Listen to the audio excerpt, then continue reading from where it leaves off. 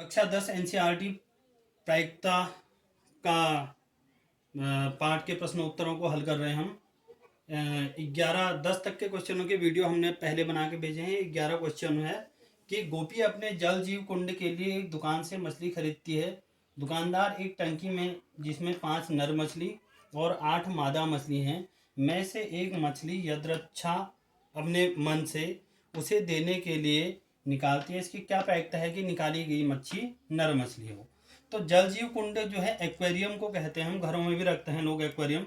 एक आदमी है वो अपने जल जीव कुंड के लिए दुकानदार के पास जाता है, उससे कहता है कि एक मछली दे दे मेरे को। और जो दुकानदार होता है वो जिसमें उसने मछली रखी होती हैं उसमें 5 नर मछलियाँ होती हैं, 8 मादा मछली होती है।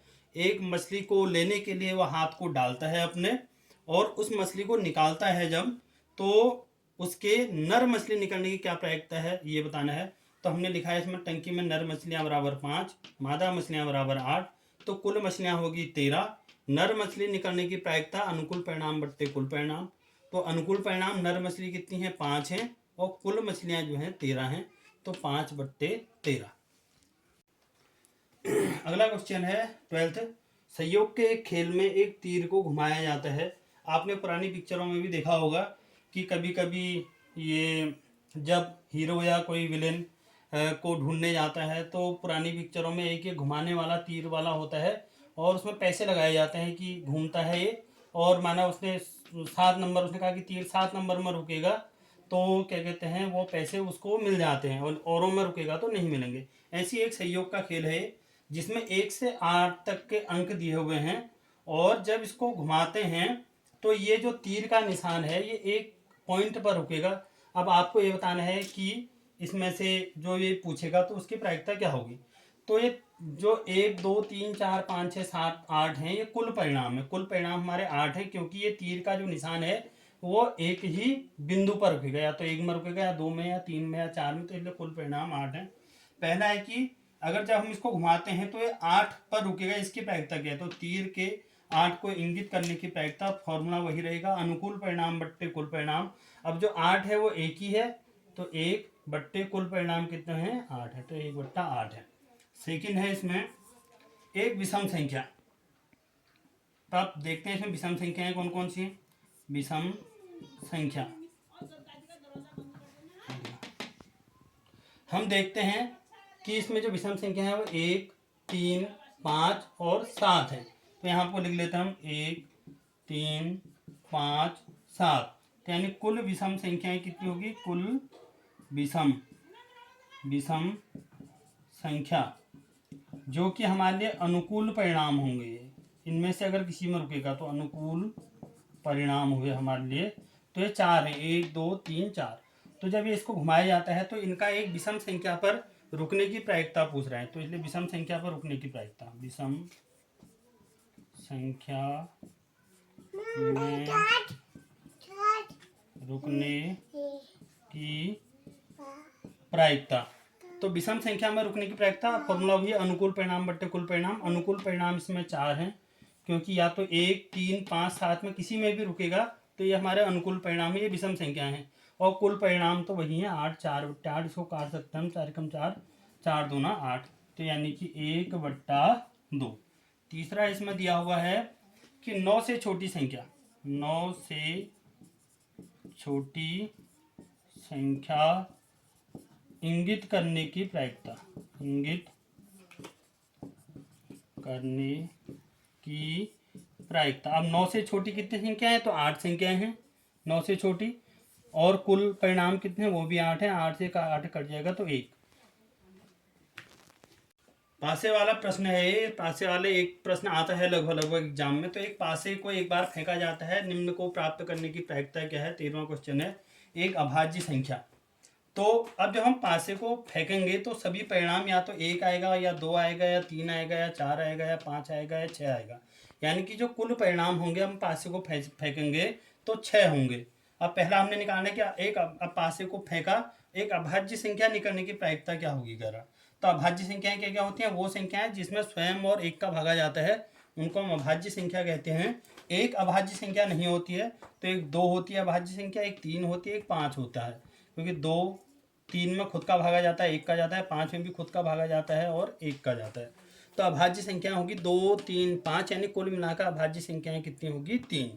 तो अभाज्य संख्या निकालने की प्रायिकता, अभाज्य निकालने की प्रायिकता बराबर अभाज्य संख्या निकालने की प्रायिकता। तो अभाज्य संख्याएं कितनी हैं? 3 है हमारे पास, या तो 2 निकलेगा या 3 या 5, और कुल संख्याएं कुल परिणाम 6 हैं। तो 3 कम 3, 3 गुना 6 यानी 1/2 हो गया। दूसरा इसमें पूछा है इसने 2 और 6 के बीच की संख्या। तो 2 और 6 के बीच में एक 3 होगा, एक 4 होगा, एक 5 होगा, यानी कि कितना होगा अनुकूल परिणाम? 3। कुल परिणाम वही 6 रहेंगे, 3 कम 3, 3 गुना 6। तो 2 और 6 के बीच में संख्या निकलने की प्रायिकता वो भी क्या हो जाएगी? 1/2 हो जाएगी। तीसरा है एक विषम संख्या निकालने की प्रायिकता। अब विषम संख्याएं कौन कौन होंगी? एक तो 1 होगा, जिसमें 2 का भागा नहीं जाता उसको विषम संख्या कहते हैं हम। 1, 3, 5, यानी कुल कितनी होगी विषम संख्याएं जो निकल सकती हैं? 3, और कुल परिणाम में 6, यानी 3 कम 3, 3/2, 3 गुना 6 यानी 1/2। अब इसमें और क्वेश्चन भी आते हैं। अब जैसे आ जाएगा कि एक सम संख्या निकालने की प्रायिकता क्या होगी। अब माना चौथा ये देता है कि सम संख्या निकालने की प्रायिकता सम। अब सम कौन कौन होंगी? एक 2 और एक 4 और एक 6, यानी 3 होंगी सम। 3/6, यानी कि ये भी क्या हो जाएगी? 1/2। अगला इसमें पूछ सकता है ये 5th क्वेश्चन कि 6 से छोटा अंक आने की प्रायिकता। तो 6 से छोटा कोई जो है 6 अंक है, कोई भी आ सकते हैं। 6/6 यानी 6 कट जाएगा 1। 6 से छोटा अंक आने की प्रायिकता 1 हो जाएगी। और एक प्रश्न और कभी कभी इसमें ऐसा भी पूछा जाता है कि 6 से बड़ा अंक आने की प्रायिकता क्या होगी। तो 6 से बड़ा तो कोई अंक ही नहीं है, तो 0 अनुकूल परिणाम, कुल परिणाम 6, तो 0/6 यानी कि क्या हो जाएगा? 0 हो जाएगा। तो ऐसे करके बहुत प्रकार के इसमें प्रश्न बन जाते हैं। अगला है ये क्वेश्चन, वैसे मैंने अपने पहले वीडियो में बताया है, फिर भी अब ये क्रम से चल रहे हैं क्वेश्चन, तो इसको भी कर लेते हैं। 52 पत्तों की ताश अच्छी प्रकार फेंटी गई है, गड्डी में से एक पत्ता निकाला जाता है, निम्न को प्राप्त करने की प्रायिकता ज्ञात क्या करो। ये वीडियो बनाई है, उसमें ताश के पत्ते करके मैंने डाला हुआ है, जिसको ये अगर समझ में नहीं आएगा तो उस वीडियो को देख सकता है। तो पहला है कि ताश की 52 पत्तों की गड्डी को फेंट करके एक पत्ता निकाला जाता है, उसकी प्रोबेबिलिटी क्या होगी कि वो लाल रंग का बादशाह हो। तो लाल रंग का बादशाह जो होते हैं 2 होते हैं, मैंने तुम्हें बताया था कि एक तो पान का बादशाह होगा और एक ईंट का बादशाह होगा, 2 होते हैं।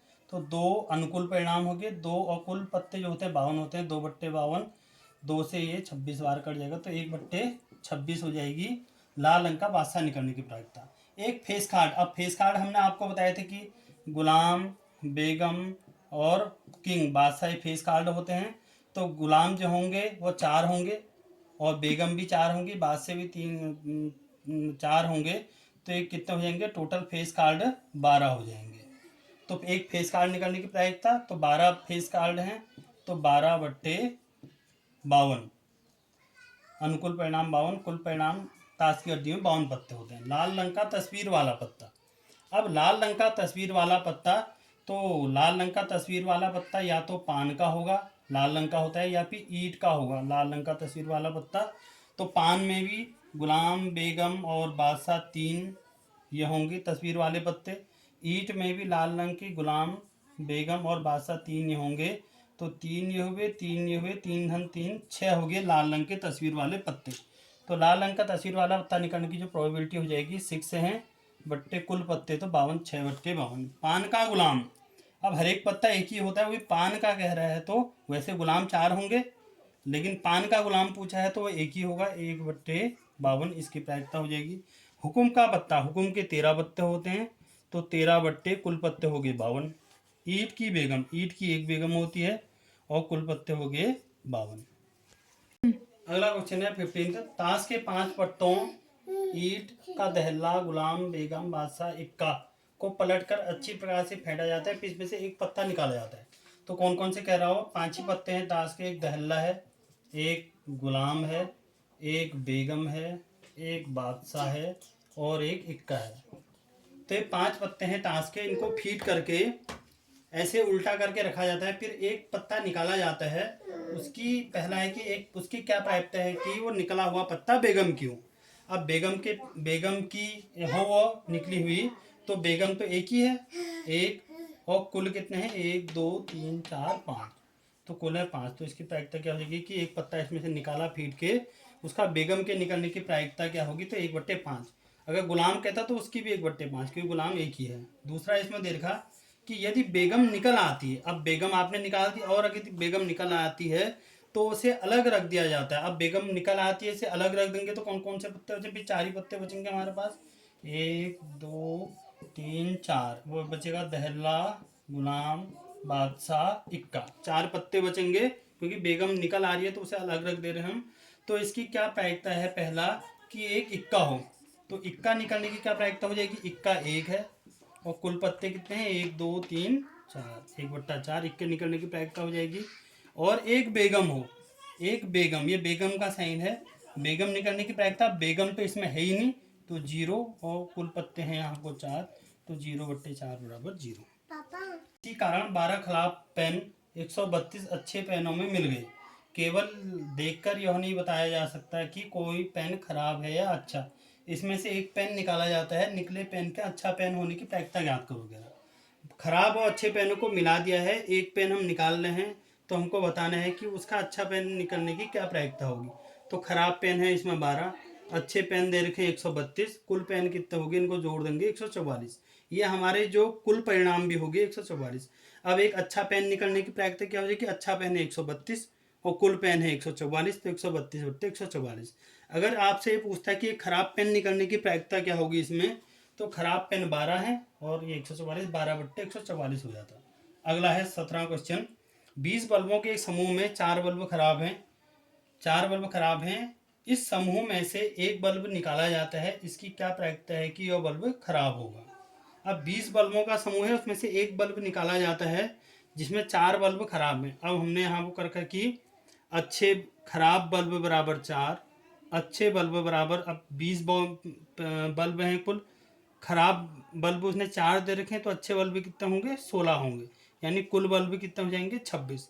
तो कह रहे कि एक खराब बल्ब निकलने की प्रायिकता क्या होगी, एक खराब बल्ब निकलने की प्रायिकता ये 20 हो जाएगा, 4 और 16 को जोड़ करके, तो एक खराब बल्ब निकलने की प्रायिकता क्या हो जाएगी, खराब बल्ब 4 है, कुल बल्ब कितने होंगे 20, तो 4/20 एक खराब बल्ब निकलने की प्रायिकता हो जाएगी। अब वह कह रहा है कि अगर पहला जो बल्ब हमने निकाला माना वह खराब नहीं था, तो खराब नहीं था तो यानी कि अच्छा बल्ब था वो, तो खराब नहीं था, तो फिर एक बल्ब हम निकाल रहे हैं, उसको उसमें नहीं डाल रहे हैं, तो उसकी प्रायिकता क्या होगी कि अगला बल्ब खराब नहीं होगा।